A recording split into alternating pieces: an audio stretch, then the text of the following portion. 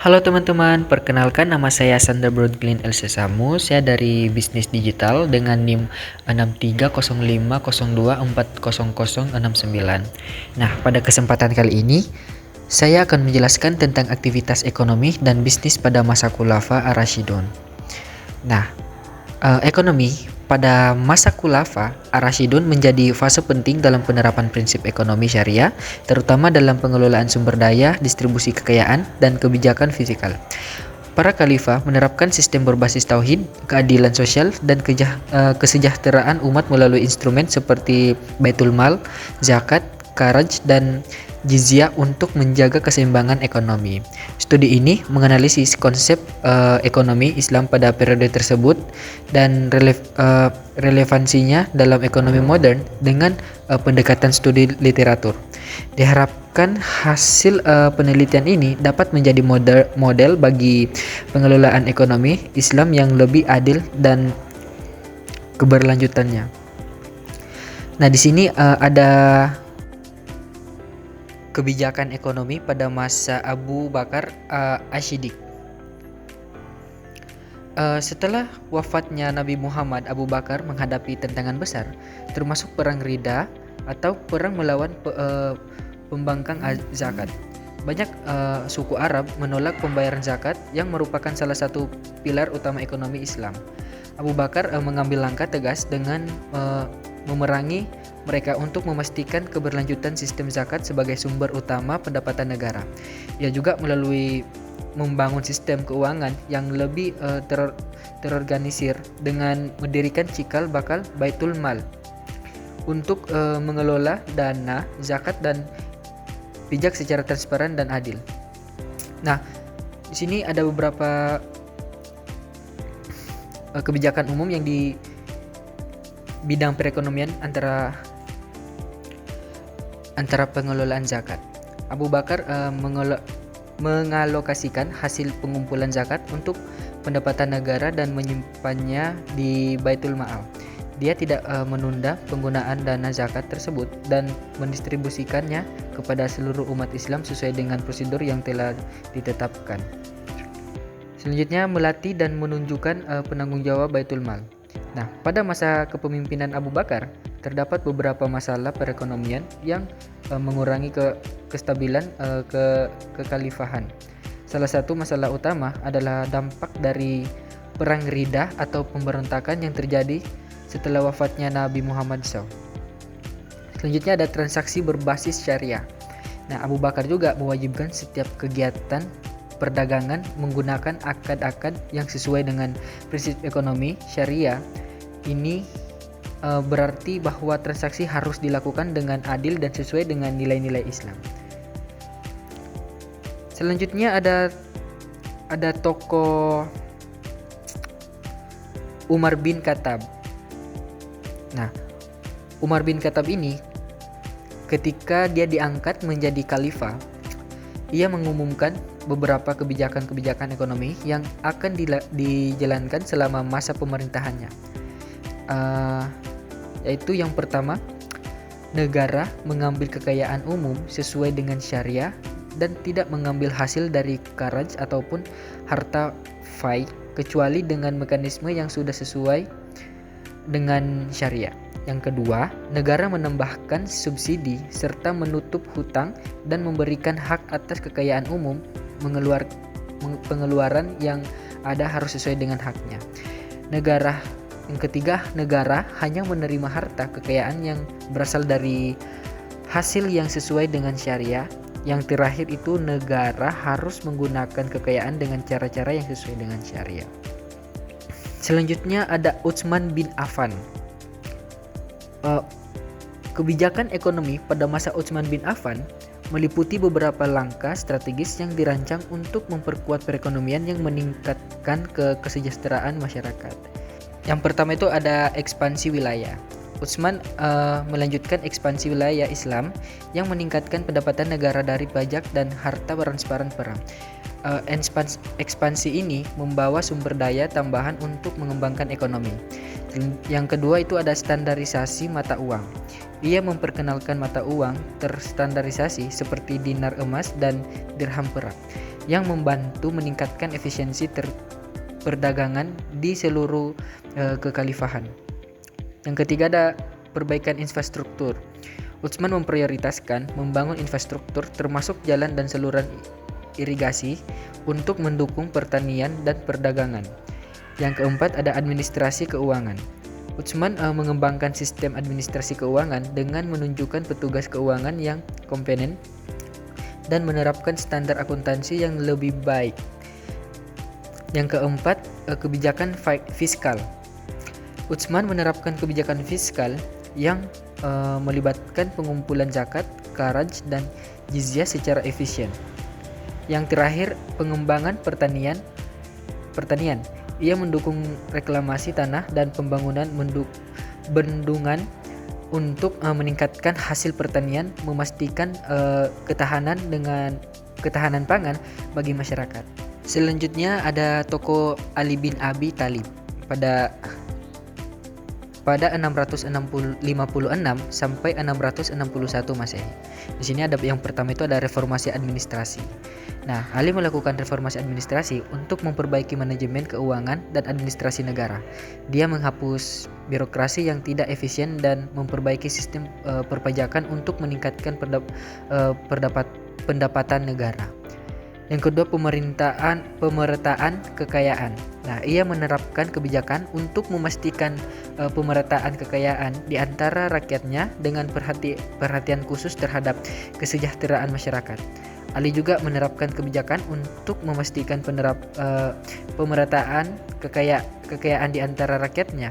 Selanjutnya kita masuk ke sumber pendapatan dan pengelolaan keuangan pada masa Khulafa ar-Rasyidun. Yang pertama ada sumber pendapat negara atau source of national revenue, yaitu ada zakat. Zakat merupakan sumber pendapatan utama negara pada masa Khulafa ar-Rasyidun. Kewajiban menunaikan zakat ini hanya dibebankan kepada orang yang kaya yang telah memenuhi syarat-syarat kewajiban zakat. Yang kedua ada wakaf. Wakaf adalah perbuatan hukum dalam Islam di mana seseorang atau lembaga menyerahkan harta benda miliknya untuk kepentingan umum atau ibadah dengan tujuan mendapatkan pahala dari Allah. Atau waqaf is a legal act in Islam in which a person or institution hand over his property for the public interest or worship with the aim of obtaining rewards from Allah. Yang ketiga ada jizyah. Kewajiban membayar jizyah diberlakukan jika orang kafir memiliki hidup di bawah kekuasaan Islam dan dia mendapatkan perlindungan dengan tetap memeluk agama yang diyakini olehnya. Hal ini menunjukkan bahwa tidak ada unsur pelaksana bagi siapapun dalam memelukkan agama Islam. Atau kewajiban membayar jizyah diberlakukan jika orang kafir memiliki hidup di bawah kekuasaan Islam dan dia mendapatkan perlindungan dengan tetap memeluk agama yang diyakini olehnya. Yang keempat ada ganimah dan fei. Nah, menurut Fahya Ibn Adam bahwa ganimah adalah harta yang diperoleh kaum muslimin disebabkan kemenangan mereka dalam peperangan secara paksa. Adapun jika diperoleh melalui jalur perdamaian, maka itu disebut dengan fai. Yang kelima ada kharaj. Al-Mawardi mengatakan bahwa kharaj adalah uang yang dikenakan atas tanah yang harus ditunaikan. Menurutnya bahwa kharaj adalah tanah yang diperoleh dari orang musyrik melalui jalan perdamaian. Yang keenam ada usyur. Khalifah Umar bin Khattab menetapkan pembayaran atas harta yang diperdagangkan pada tatkala melintasi daerah kekuasaan Islam. Kewajiban ini dikenal dengan istilah usyur dan pada masa kini seperti bea cukai. Yang kedua ada pengelolaan keuangan atau financial management. Nah, di sini ada yang pertama ada gaji pejabat atau office salary. Menurut Abu Yusuf bahwa gaji untuk pejabat pemerintahan seperti khalifah, gubernur, hakim dan pejabat pemerintahan lainnya diambil dari kas Baitul Ma'al negara yang bersumber dari kharaj tanah maupun sumber dari jizyah. Yang kedua ada tunjangan tentara atau army allowance. Nah, menurut Abu Yusuf bahwa tentara yang ikut serta berperang dan meraih kemenangan, maka dia berhak mendapatkan harta ghanimah yang diperoleh dari peperangan. Yang ketiga, anggota militer atau military budget. Nah, Khulafa ar-Rasyidun banyak melakukan ekspansi militer sejak awal pelantikan Abu Bakar sebagai khalifah. Kebutuhan militer pada saat itu meliputi perbekalan selama perang, persenjataan, dan hewan tanggungan perang sebagai kendaraan perang pada saat itu. Yang keempat ada pembangunan infrastruktur atau infrastruktur development. Nah, menurut Al-Mawardi bahwa pemasukan yang bersumber dari kharaj dilokasikan untuk kepentingan umum kaum muslimin seperti pembangunan banteng, pembangunan masjid, pembangunan jembatan, membuat galian sungai, menggaji pasukan perang, hakim, ulama, fikih, ahlu Al-Quran, iman masjid, muazin, dan menggaji orang-orang yang tugasnya berhubungan dengan kepentingan umum. Yang kelima, kegiatan dakwah dan pendidikan atau dakwah and education activity. Menurut Al-Mawardi bahwa pendapatan negara yang bersumber dari kharaj dapat dialokasikan untuk gaji ulama, fikih, ahlu Al-Quran, imam masjid, dan muazin serta untuk orang-orang yang tugasnya berhubungan dengan kepentingan umum. Yang keenam, bantuan kesejahteraan sosial atau social welfare assistance. Seluruh rakyat mendapatkan bagian harta yang didapatkan oleh negara dari harta fei pada masa Khulafa ar-Rasyidun. Negara ini tidak akan membiarkan ketimpangan hidup yang jauh dari antara rakyatnya, sehingga tidak ada jurang pemisah antara orang kaya dan orang miskin. Untuk kesimpulan, pada masa Khulafa ar-Rasyidun sistem ekonomi didasarkan pada prinsip keadilan, kesejahteraan sosial, dan distribusi kekayaan yang merata sesuai ajaran Islam. Pengelolaan keuangan dilakukan secara transparan melalui Baitul Mal dengan sumber pendapatan dari zakat, jizyah, kharaj, gainah, fai, dan pajak perdagangan. Dana tersebut digunakan untuk kepentingan rakyat seperti bantuan sosial, infrastruktur, dan pengembangan ekonomi. Para khalifah menerapkan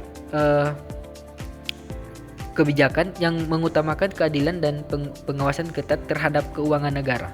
Model ekonomi ini terbukti kuat dan masih relevan sebagai referensi dalam sistem ekonomi modern, terutama dalam aspek transparansi, distribusi kekayaan, dan kesejahteraan sosial.